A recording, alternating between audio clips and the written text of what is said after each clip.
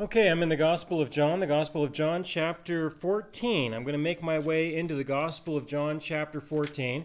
This is the conversation that Jesus was having with his disciples after the last Passover.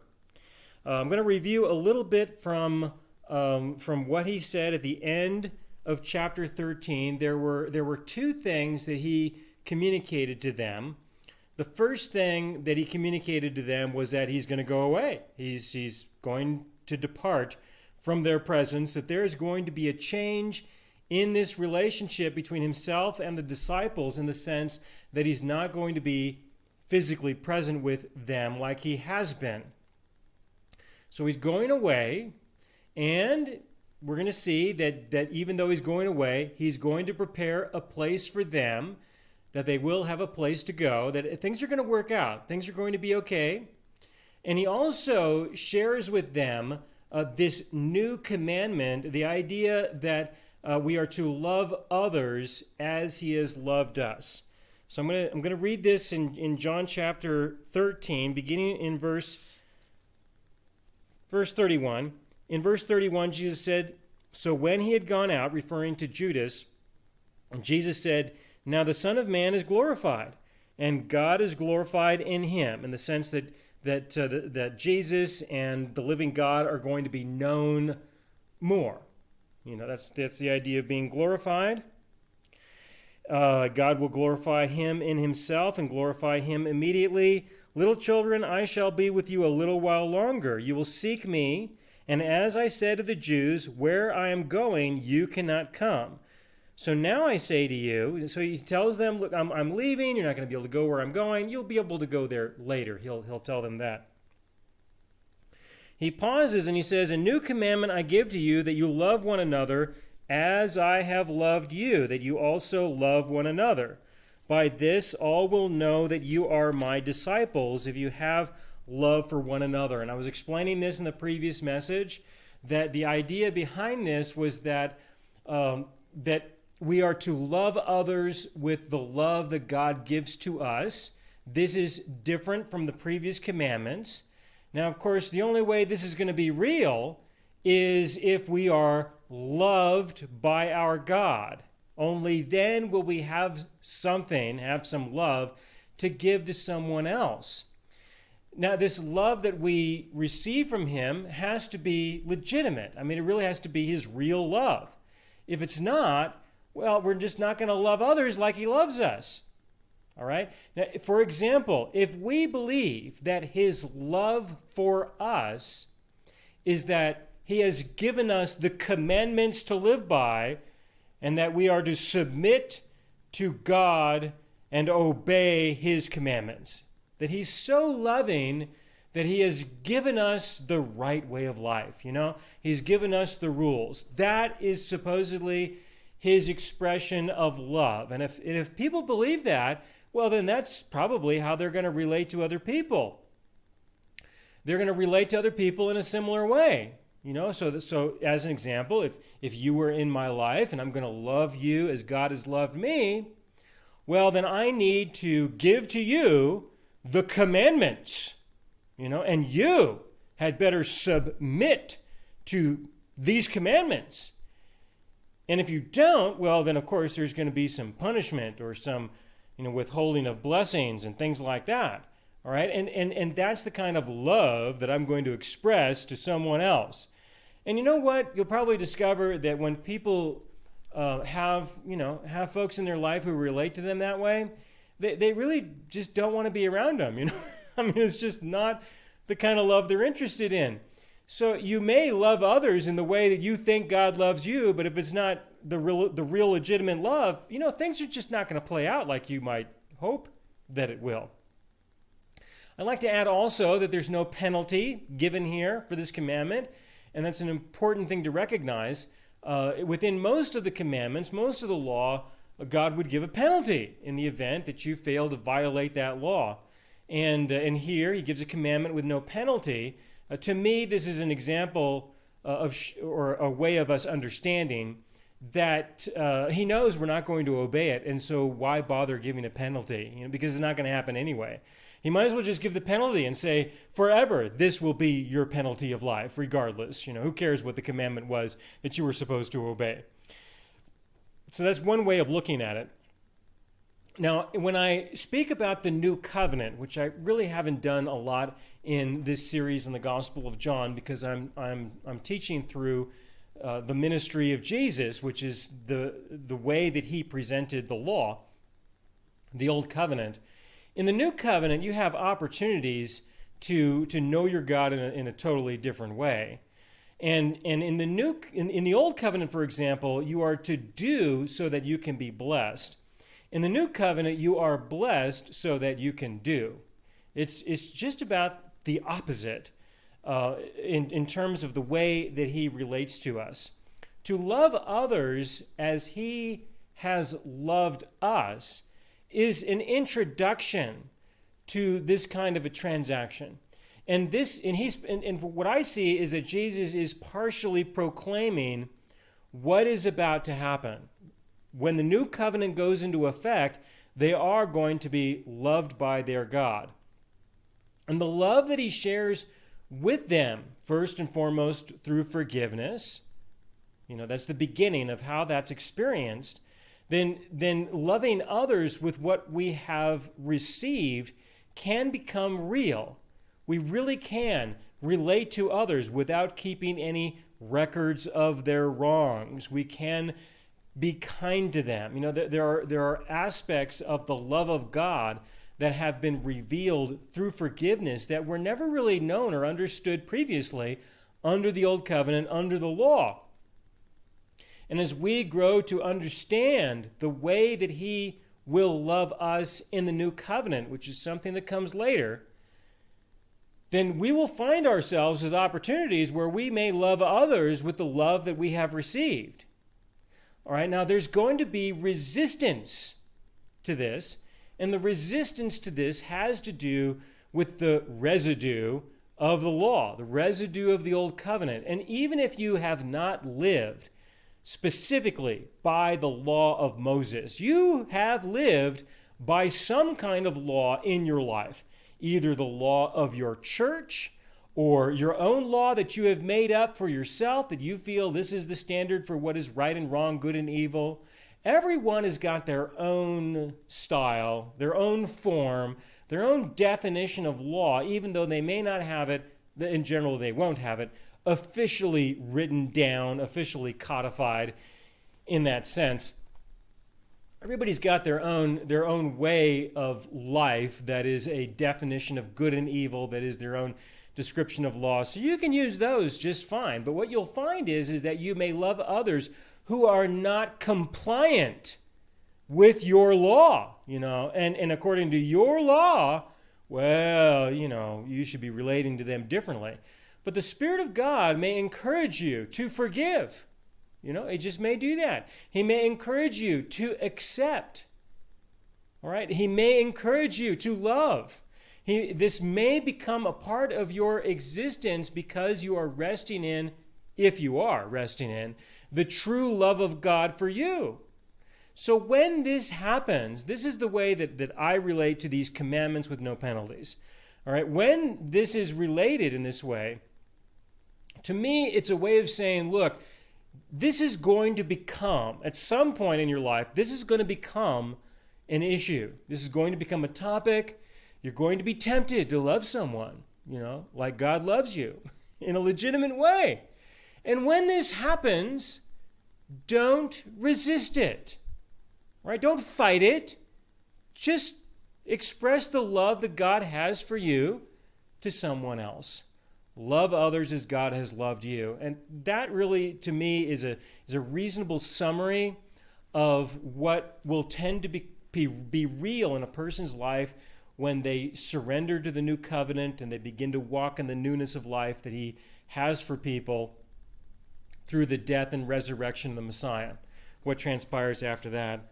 All right, so that's one thing I can say about a little bit of a review from chapter 13 with regards to love one another as I have loved you. But this topic of him going away, he's going away and he's going to encourage his disciples. He's going to encourage them because they're going to be discouraged.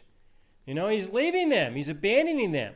The way that he approaches this initial encouragement is to encourage them in the context of, you will have a place. All right? You will have a place. Now, having a place, a place to be, is, of course, very important. You've got to have a place to be. A place where you can legitimately be. You have to have some location where you can dwell, where you can be at peace. This is an important part of life. The religious leaders, they were conspiring against Jesus. This was described in John chapter 11, verse 48.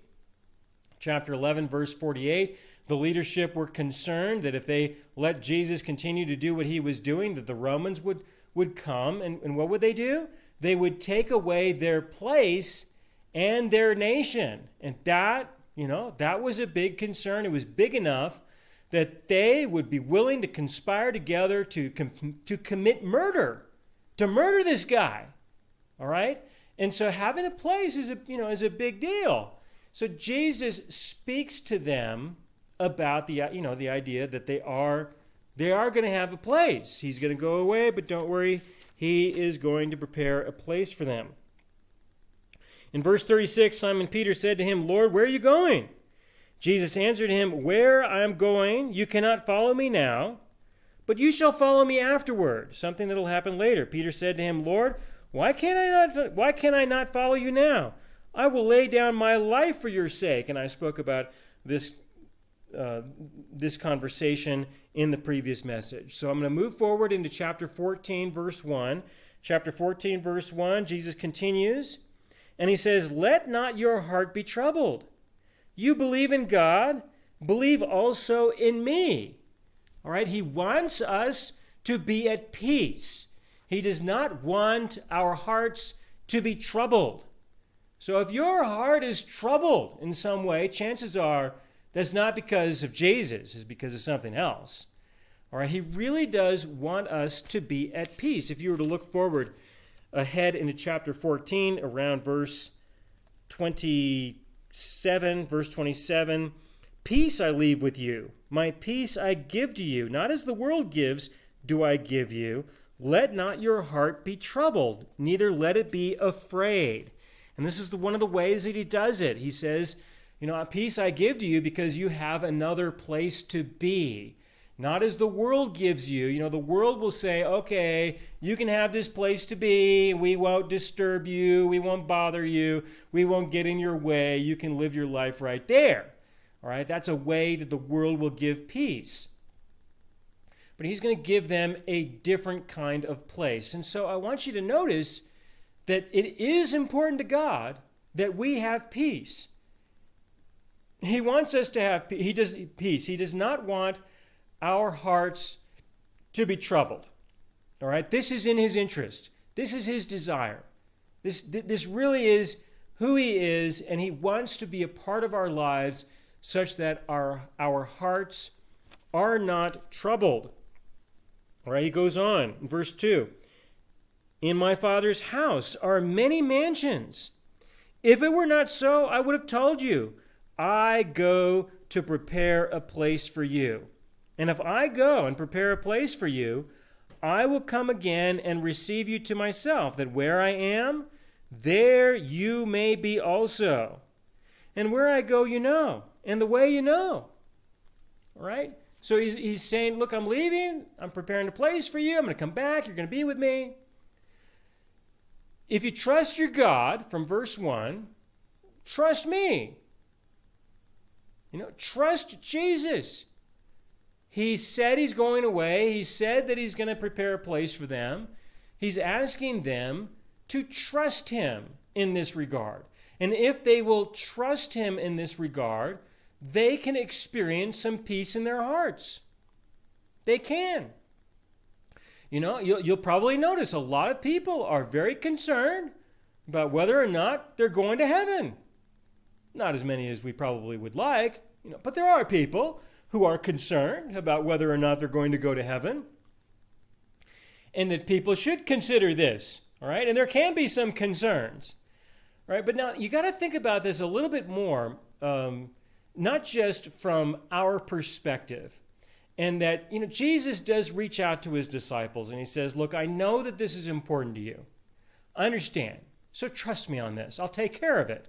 All right? That's going to be fine. That's not a big deal for God. All right? He can do that. But I'd like you to think a little bit more about this and to realize that, there's another point of view to this, and that's his point of view. And what about his feelings? And what about, what God may have an interest in? And what about his peace? What about his rest? What about his heart? This is something that is very unusual for people to ever even take into consideration. And it's unfortunate, but I think it's a big deal. Consider the Garden of Eden, for example. The Garden of Eden was a sanctuary. It was a place for God. He made that place, and he made it for himself. He had the kingdom of heaven. He had his place. He had the area where no one could approach. He who dwelled in unapproachable light. He had some privacy. He did have a bit of a sanctuary. And he was surrounded by all these angels who were having some issues, of course. And he created his own little sanctuary on this planet. We don't know how many acres it was, but from what we can tell by the geography, it certainly wasn't unlimited. It certainly wasn't some massive location per se, comparatively speaking. And he set up his own little private sanctuary there. And he created Adam and Eve and allowed them to be there. And there they were able to have a relationship. God had a relationship with Adam and Eve. All right, now, of course, he evicted them from there because they rejected him as a person. That's fundamentally what it was about. He said, look, this tree over here, the tree of the knowledge of good and evil, I want this one just for myself. That's it. You guys can have all the other trees around here. Can I just have one tree for myself? Just one. That's it. And we'll dwell together just fine. But could God just have... No, it didn't work out like that. All right? Adam and Eve believed the satanic lie that they could be just like God. And they weren't created to be like God. They were created to be them. And it was okay to be them. God was okay with that. And they said, no, we don't want to be who you created us to be. We want to be like you, which they're not going to be able to be like him. He's different. And it's okay that he's different. It's okay that people are not like God. I know some people may have a problem with that, but as far as I can tell, from God's point of view, it's okay that people are not like him. He's doing just fine with people who are not like him. And they believed that God was lying to them. That's what they believed. They believed that God was lying to them, that he was deceiving them, that he was keeping goodness from them. And so, if that's the way you want to see him, if that's the relationship now, okay, so God has got his own personal, private sanctuary, and he's got two people in his sanctuary who see him as a liar, who see him as dishonest. All right, now when you have an issue of dishonesty, in order to have relationships with people, you usually have to accommodate a certain percentage of dishonesty for various reasons. And I'm not saying that to justify it or to say it's okay. I'm just saying that as we have relationships with others, in order to maintain those relationships, you cannot expect 100% honesty. In general, it just doesn't work that way. But this particular issue of dishonesty was so important to God that he said, look, obviously the relationship that we have with each other, it just isn't real. This is how you see me. This is what you think of me. What we have isn't real anymore because what you see of me, what you think of me isn't true. I'm not lying to you. I'm not keeping something from you for whatever reason. God was very direct. He was very open. He was very honest with them. And they rejected that. They said, no, this isn't real. So God acknowledged the reality that the relationship that he wanted to have with Adam and Eve did not exist. All right? It just didn't exist anymore. It may have existed previously. They may have been doing great. But when that becomes an issue, that very issue of God was being dishonest with them, well, then the relationship changed, and it's no longer what God wants to be a part of. If that's how you want to see me, fine. And what did he do? He said, you go out and find your own place. You go find your own sanctuary. And so he kicked them out of the garden. He evicted them from the garden. He removed them from his home, from his sanctuary. That's what he did, so that he could have some sense of rest. He could have some sense of peace. And if they want to have some sense of rest and some sense of peace, they can go right ahead. They just need to do that somewhere else. So he kept that one little garden, and they got the rest of the planet. All right? That's the deal now. So they go. And ever since then, God has been relating to people on the basis of this planet, on the basis of this earth. But when he invites his disciples to have a place with him in the kingdom of heaven, all right, this is unique. All right, this is special. This is a big deal. God has his own personal sanctuary, the kingdom of heaven. And after all this time, thousands of years, going all the way back to the Garden of Eden even, not even in the Garden of Eden did Adam and Eve have access to the kingdom of heaven, but I'm using that to try to give you perspective. He's finally opening up the gates and saying, okay, I'll consider letting some people into my home. And that was a big deal for God. That was a really big deal. It took him 4,000 years to consider allowing people to have a place in his sanctuary. All right? I mean, even the sanctuary of the temple in Jerusalem, that was just a copy. You can have a copy. You can have an imitation of the real tabernacle, the real sanctuary, the real altar, the real place of God. You can have a copy of it. All right? But the real one, no, you're not having access to that one. So when Jesus presents to his disciples the idea that he's going to go and set up a place for them, and he's going to allow them to be there. Right? This was a profound moment, a very profound moment for God to open himself up like this and to allow people into his life in that way, in an eternal context, in an eternal home, that they could have their own personal sanctuary within it. Okay? And knowing that there is some importance to this for people, that we want to have some confidence that if we are an eternal person, we want to have some confidence that we have an eternal place to be, that we would like to be. There will be a certain degree of discomfort with the uncertainty. Can you give me some certainty with regards to this? It really would make a difference when we are struggling with this topic. And like I said, most people don't, but for those of us who do, this is important.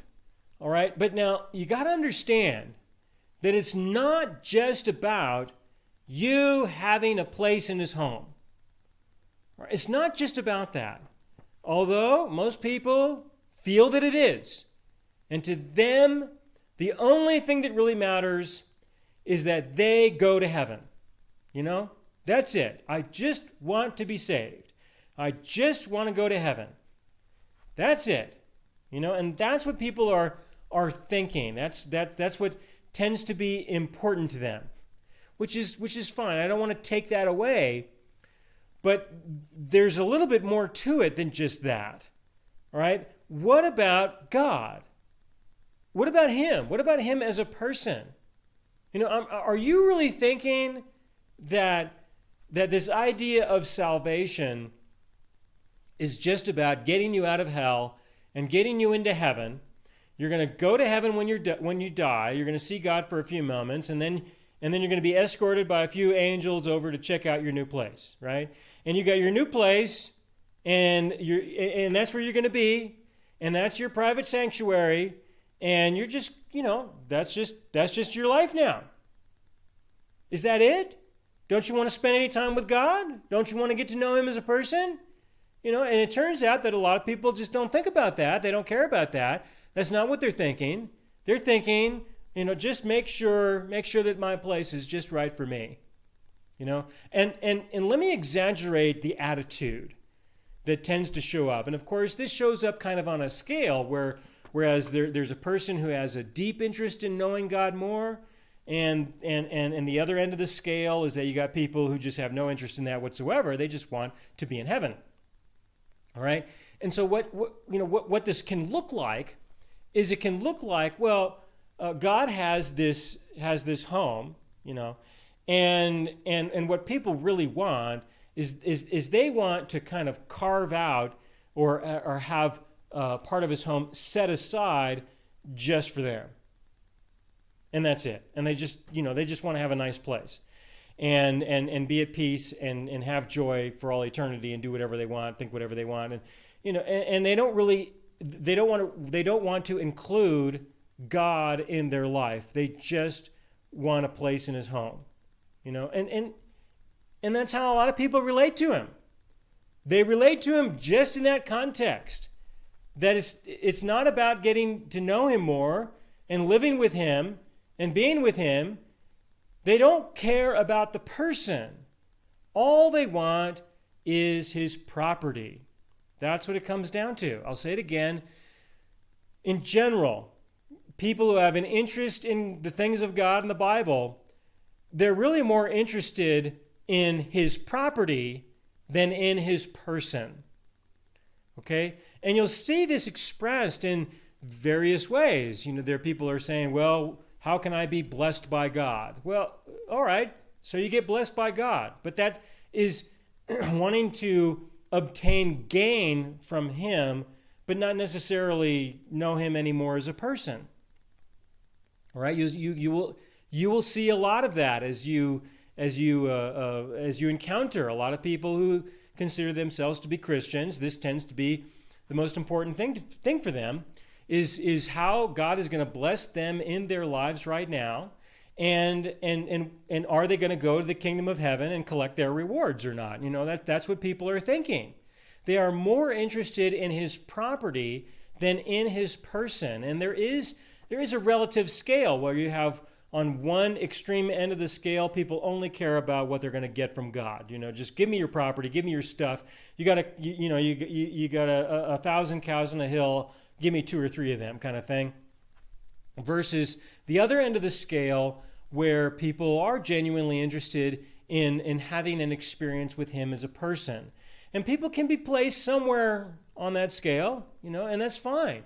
It's just a way to understand where a person may be at right now, and we would hope that they would move a little bit closer to the idea of getting to know God as a person. So Jesus speaks to his disciples first about the property, all right? He speaks to them about, don't worry, you got a piece of property. You got a place where you can be. In the home of God, in my home, you can get your own private room, your own private sanctuary, where you can be alone, or invite whoever friends you want to come and visit you in your own personal sanctuary. Don't worry, I'll take care of that. All right? But in order to get there, okay, it's not going to be just about that. From what Jesus expresses, I can tell that he's wanting to share with them that it's not going to be just about that. It's not going to be just about, I've got the eternal kingdom and the eternal sanctuary, and you're gonna take over one of the rooms on one of the floors, kind of thing. And that's going to be yours. It's not going to be just about that, which is why he describes the way to get there as himself. All right? That there is a description of the way is through the person. Okay? And subtly behind this, to me, what I see is that he's saying, look, you're not going to come into my home just because you want a room, or you want a mansion within the kingdom. You're not going to show up there just because of that. All right? The way to get there really is through him. That you're going to have a genuine relationship with him. Otherwise, you just don't belong there. He doesn't want you there. He doesn't want you to be a part of his life if you don't have anything to do with him. Is that what he really wants? He wants to have this kingdom filled with people who are occupying their mansions, their homes, their rooms in his house. He wants all these people surrounding him and in his life, in his peace, who just don't want to know who he is. Is he going to allow that? I don't think so. I'm confident that he will make good decisions about who really is going to be there, and that the people who are going to be there are the people who he feels really wants to be there and want to know him and have a relationship with him, at least to some degree. And what that is not up to me. I don't have to deal with those kinds of measurements or those kinds of issues. I'm just suggesting that to me, there is an indication that there exists something related to this. All right, I can say that there exists something with regards to how much does a person want to know him as a person and have a relationship with him as a person, that there's some threshold which he is looking for. And if a person doesn't quite cross that threshold in terms of how much, or to what degree they're going to have anything to do with each other, whatever that threshold is, he has definitely not given any description about that. And I don't think he should. I think he really should let that be his own business, his own decision, his own whatever. I certainly will not protest whatever he decides. And I think that there exists some degree of that he expects people to be in his kingdom who want to be there, not just because they'll have a place to be, but so that they can get to know him as a person as well. And this is why I believe he answers the question of the way to get there is a person. The way to get there is a person. It's not about whether or not you comply with the commandments. It's not about whether or not you follow the rules or if you engage in the correct ceremony. Right? That's a lot of people are into that. Just engage in the correct ceremony and acknowledge fundamental truths. I can appreciate where those things can have a place. I can. But you can't do all that and exclude the issue that God wants people who know him and that he knows and that you're relating to one another. That this is something of importance to our God. And so this is why I believe he expresses to his disciples here in chapter 14, John chapter 14, verse 6, Jesus said to him, I am the way, the truth, and the life. No one comes to the Father except through me. I am. He said, this is what he says. He says, I am the way. The person is the way. I am the truth. The person is the truth. He is the one who defines all that truth. Tell that to Adam and Eve. This goes way back. This is an important topic for God. Goes way back. Goes way back to Adam and Eve when they effectively said, he is not the truth. Well, he is. Yes, he is. And he is the life. And that's a phrase that is a huge package to unwrap. That's a very important one. All right, but to state that he is the way is a way of saying, it's a way of saying that if they want to have a place in God's home, they're going to have a relationship with God. And this is a layered approach because they can only capture and understand a little bit at a time. So God presents himself as Jesus, God manifested in the flesh. Here, understand and comprehend what you can here in this context, and then more can be revealed afterwards. So if you can't make it past Jesus, you're definitely not going to make it you're going to go nowhere. You have to embrace Jesus for who he is and for the things that he revealed. So when he says that he is the way, that's the way, then that's a way of saying, look, it has nothing to do with sacraments, ceremonies, sacrifices, has nothing to do with that at all. Has nothing to do with culture or who your family is or anything. It has nothing to do with anything except for him as a person. You want to know the way to the kingdom of heaven? Then you've got to have a relationship with the king. That's it. You've got to have a relationship with the king. Otherwise, you certainly don't even belong there. Why would he even show you the way? Why would he let you know the way? Why would he let you in? What for? You don't belong there. You don't belong in the home of the king if you don't want to have a relationship with the king. To say that he is the truth, he is the one who defines what is true and what is not. I can't tell you how many conversations I've had with people, and I expect to have more, where the conversation has to quickly go. It just has to. And I make it as fast as I can in many cases. It needs to quickly go to the issue of, hey, look, I believe that there is a God for real. I do. And if that's true, if it's true that there is a God for real, then we can talk about this subject all we want with each other. And we can argue about these things until the end of time. But to me, the only thing that's really going to matter is, what does God think about this? That's what I want to know. I want to know what God thinks. I want to know what the truth is from his perspective.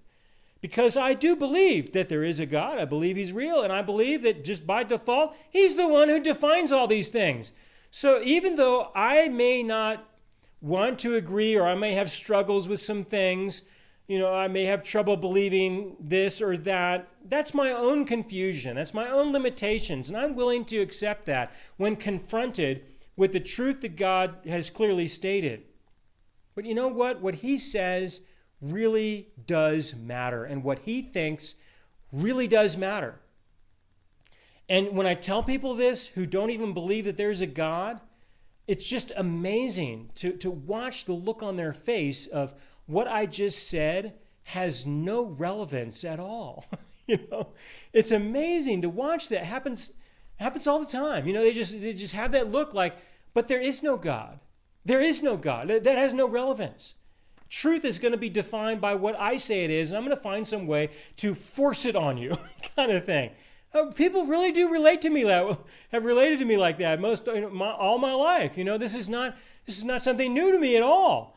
All right, and so when he says he is the truth, that says a lot. All right, it just does. He is the way. He is the truth. And in order to get there, in order to have any part of this at all, we have to be made spiritually alive. We have to be resurrected from the dead. Everyone was born into this world spiritually dead. That's just what happened. That was a consequence of the decision of Adam and Eve. That was a consequence when all this got started to begin with. And this is a problem that needs to be resolved. People need to be made spiritually alive, made into a new creation. They need to be resurrected from the dead. This happens through the complete forgiveness of sins, which makes it possible for the Holy Spirit to dwell within us in a permanent way. If the sin issue was not resolved, then eventually there's going to be some sin, probably not that far away, and I say eventually, well, that could be a fraction of a second, that would cause the Holy Spirit to depart from within us. The wages of sin is death. These are fundamental principles that God has revealed, which he defines truth. And so he is the life in the sense that he dwelling within us as a person is the way through which we are resurrected and made into a new creation. And this is an introduction to us having a relationship with him as a person. What does he do? He comes into our hearts. He comes into our home, all right, our physical body in that context, in our spirit, communicating with our soul, our mind, our emotions, and our will. He comes and dwells within us. That's where he starts. All right? So that he can be with us and he can get to know us as a person, and we can begin to get to know him as a person who's in our space, who's in our home, in our sanctuary, our flesh, right, in this temporary context. And so that eventually, when this sanctuary, when this home gives out and is no longer functional, we physically die, he will then bring us into his home, into his sanctuary, into his place. So folks, between now and then, we have this time where we can grow in our relationship with our God, get to know him as a person in the context of the painful, sinful, wicked, evil world that we're a part of. All right, and in the midst of all the struggles that we have in our flesh, in our being, we get started and we get to know our God more and more and more. And then later, he allows us to have a place in his home, in his kingdom much later. So he is the way, he is the truth, he is the life. Well, first, he is the life that resurrects us. Next, he is the truth, as we need to know the truth, because that is how we will be set free. That is how we grow and mature, is through the exchange of the truth versus the lie. And this is a lifelong experience of discovering things that we believe that simply are not true, and him revealing to us what is true.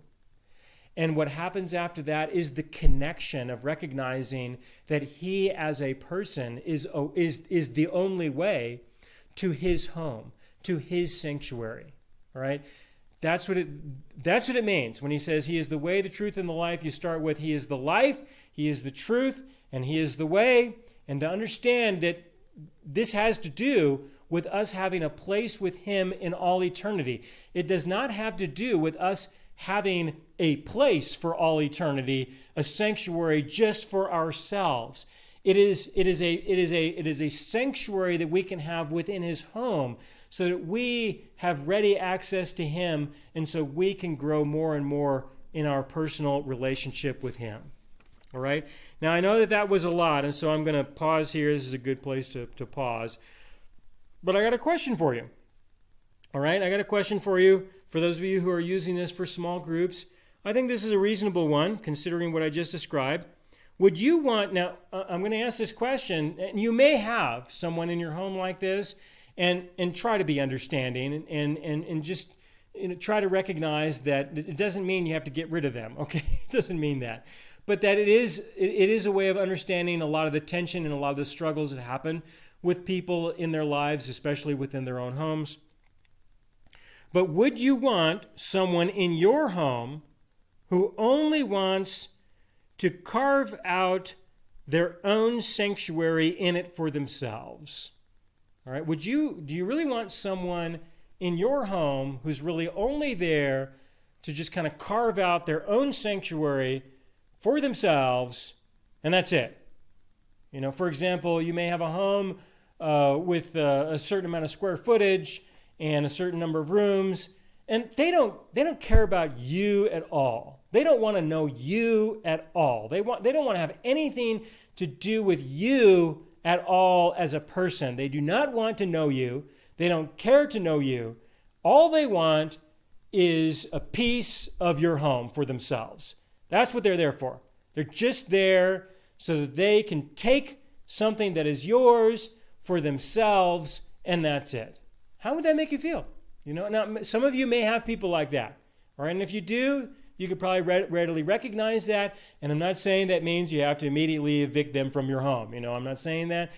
I'm not wanting to imply that. But this is a real way of understanding how God may feel when people are just looking to him as someone who's going to provide them with a place in his home.